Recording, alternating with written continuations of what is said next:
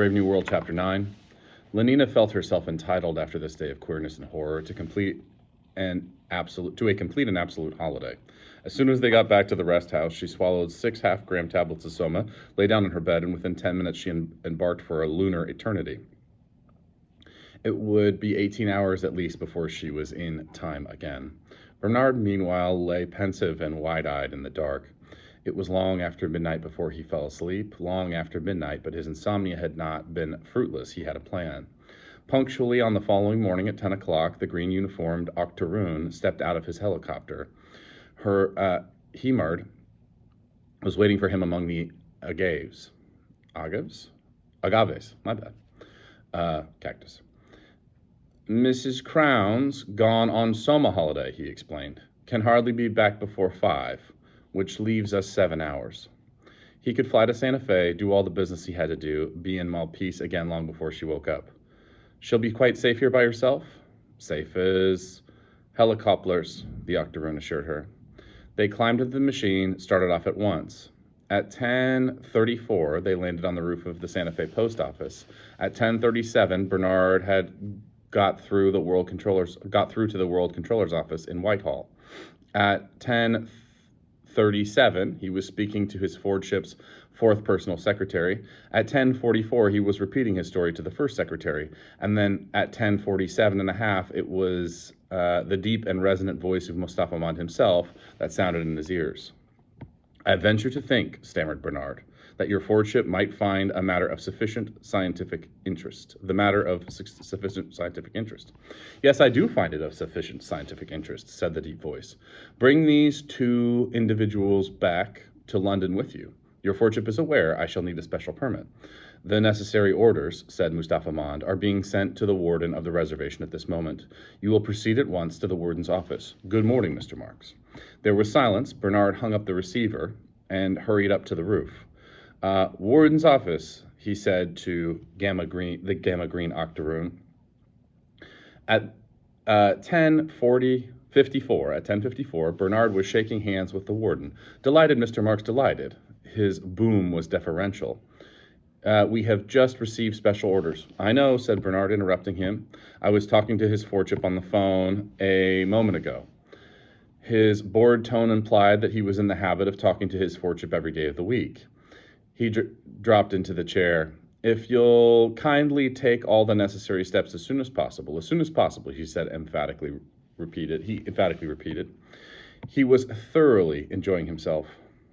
At 11:03, he had all the necessary papers in his pockets. So long, he said patronizingly to the warden, who had accompanied him as far as the lift gates. So long. He walked across the hotel, had a bath, Verbovac massage, and an electrolyc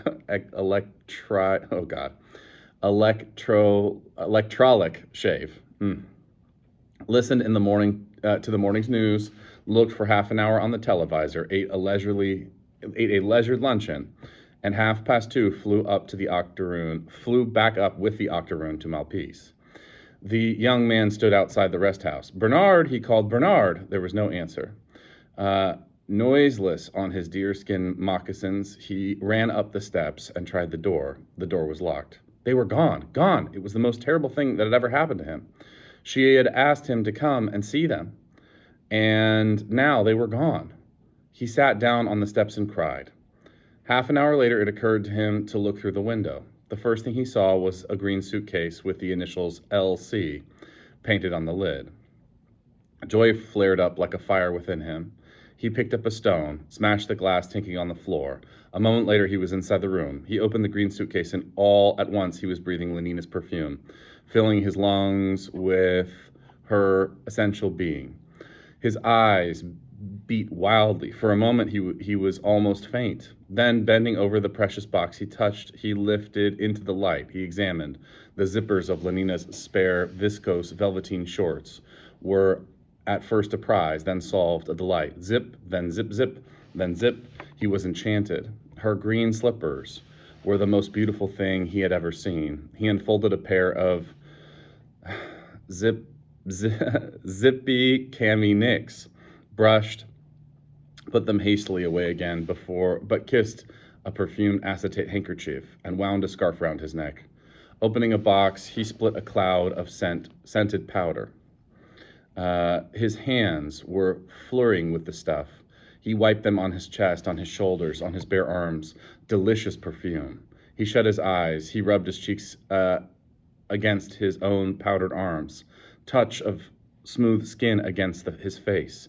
Scent in his nostrils of musky dusk. Her real presence. Lenina, he whispered. Lenina. A noise made him start, made him guiltily turn. He crammed up his thievery into the suitcase and shut the lid, then again looked. Not a sign of life, not a sound.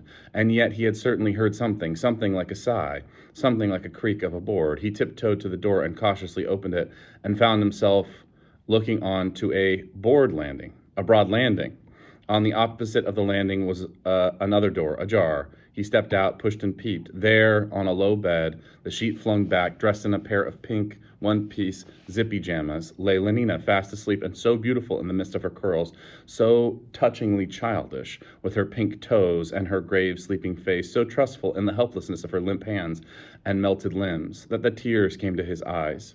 With an affinity of quite unnecessary precautions, for nothing short of a pistol shot could have called Lenina back from her Soma holiday before the appointed time. He entered the room. He knelt on the floor beside her. He gazed. He clasped his hands. He moved his lips. Her eyes, he murmured. Her eyes, her hair, her cheeks, her gait, her voice. Handless in thy discourse, oh, that hand, in whose comparison all whites are ink, writing in their own reproach, to whose soft seizure the signet's down is harsh. A fly buzzed round her. He waved it away. Flies, he remembered, on the white wonder of dear Juliet's hand may seize and steal immortal blessings from her lips, who, in every pure and vestal modesty, still blushing as thinking their own kisses sin. Very slowly, with the hesitating gesture of one who reaches forward to stroke a shy and possibly rather dangerous bird, put out his hand. It hung there, trembling, within an inch of those limp fingers on the verge of contact. Did he dare to profane with his unworthiest hand that? No, he didn't. The bird was too dangerous. His hand dropped back. How beautiful she was, how beautiful. Then suddenly he found himself reflecting that he had only to take hold of the zipper on her neck and give a long, strong pull. He shut his eyes. He shook his head with the gesture of a dog shaking its ears as it emerged from the water. Detestable thought. He was ashamed of himself. Pure and vestal modesty. There was a humming in the air. Another fly trying to steal immortal blessing. A wasp. He looked, saw nothing. The humming grew louder and louder, localized itself as being outside the shuttered window. The plane! In a panic, he scrambled to his feet and ran to the other door, vaulted through the open window, and hurried along the path between the tall agaves. Was in time to receive Bernard Marx as he climbed out of the helicopter. Was that John? Who was it? Let's see. The young man stood at the rest house. Yeah. I think it was John. Let's see. Anyway, thanks.